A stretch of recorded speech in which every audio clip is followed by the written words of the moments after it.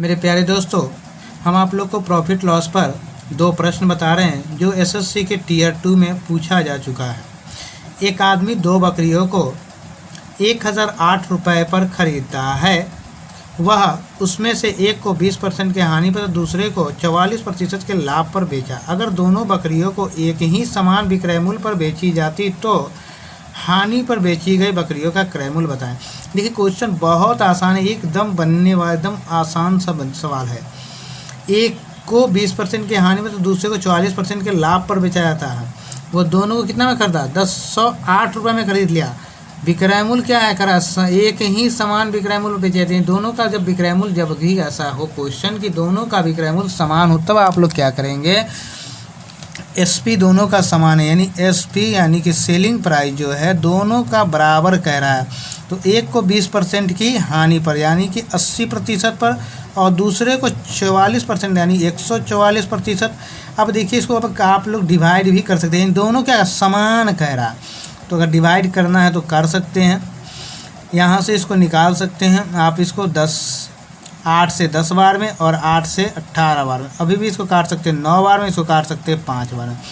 अब देखिएगा, इसको अब एक और है, जब भी ऐसा हो तब आप ठीक इसका अपोजिट ले लीजिएगा, जो आपका निकल जाएगा क्रय मूल्य यानी कि सीपी जो हो जाएगा, जो पहले वाले का 9 हो जाएगा और दूसरे वाले का 5 हो जाएगा।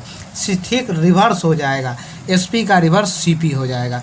अब देखिए, 9 5 14 यूनिट बराबर है 1008 रुपये। 14 यूनिट का मान है 1008 रुपये। 14 सत्ते 98, 14 दूना 1 यूनिट का मान आपका 72 हो गया।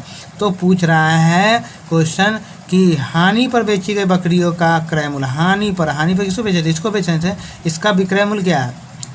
5 है ना। इसे क्रय मूल्य निकालना है। क्रय मूल्य कितना है? 9 है। 72 इंटू 9, 9 दूनी 18, 9 63 64, 648 रुपये आ गए हानि पर बेची गई बकरियों का। ये देखिए, इनसे कितना आसान था। जब भी क्वेश्चन कहे कि दोनों का विक्रय मूल्य समान है, तब आप ठीक रिवर्स कर लीजिए, या 9 5 में चेंज आ जाएगा। आइए दूसरे प्रश्न की ओर हम लोग चलते हैं। दूसरा प्रश्न हमारा कह रहा है, एक आदमी कुछ सेब 5 रुपये प्रति सेब की दर पर तथा समान संख्या की वस्तु 1 रुपये में 4 प्रति सेब की दर से खरीदता है। वह दोनों प्रकार की वस्तुओं को मिला देता है, तब सभी सेबों को 2 रुपये में 9 के भाव से बेचता है। तो इस व्यापार में उसे 3 रुपये की हानि होती है। आपने ऐसे प्रश्न बनाए होंगे, लेकिन वहाँ पर आप 3 रुपये की हानि की जगह प्रतिशत पर हैं, लेकिन यहाँ रुपया है। देखिए, बहुत ही आसान सवाल। आप क्या कीजिए, ये 4 5 और 9 जो वस्तु है इसका एलसीएम ले लीजिए। एलसीएम लेना है 4 5 और 9 का, आ जाएगा 180। अब आइए, 1 रुपये में 5, आपने ऐसे प्रश्न बनाए भी होंगे, लेकिन वहाँ पे थोड़ा सा ये थोड़ा अलग है। देख लीजिए,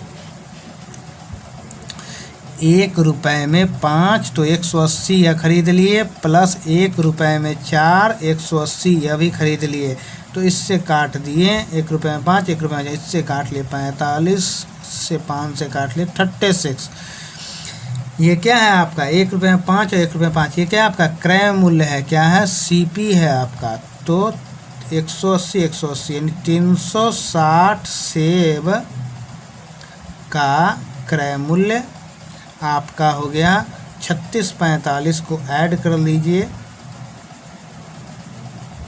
81 रुपया आपका क्या हो गया? क्रय मूल्य हो गया। 81 रुपये क्या आपका? क्रय मूल्य हो गया।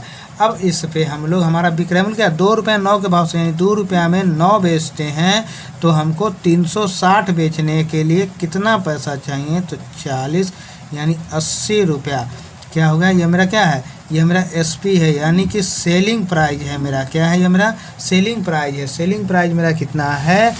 80 रुपया। खरीद रहे हैं 81 में, बेच रहे हैं 80 में। हानि कितने की हो रही है?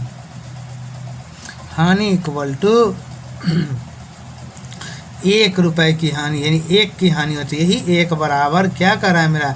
कितना में हानि हो रही है? 360 में 1, तो 1 यूनिट का मान 360 है। तो टोटल कितने रुपए की हानि हो रही है? 3 रुपये की हानि हो रही है।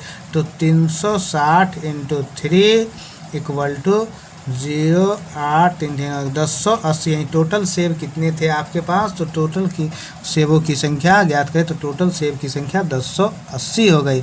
देखिए आप लोग ऐसे प्रश्न बनाए होंगे लेकिन वहाँ परसेंटेज रहा होगा, यहाँ वस्तुओं की संख्या निकालनी थी यानी सेब की संख्या।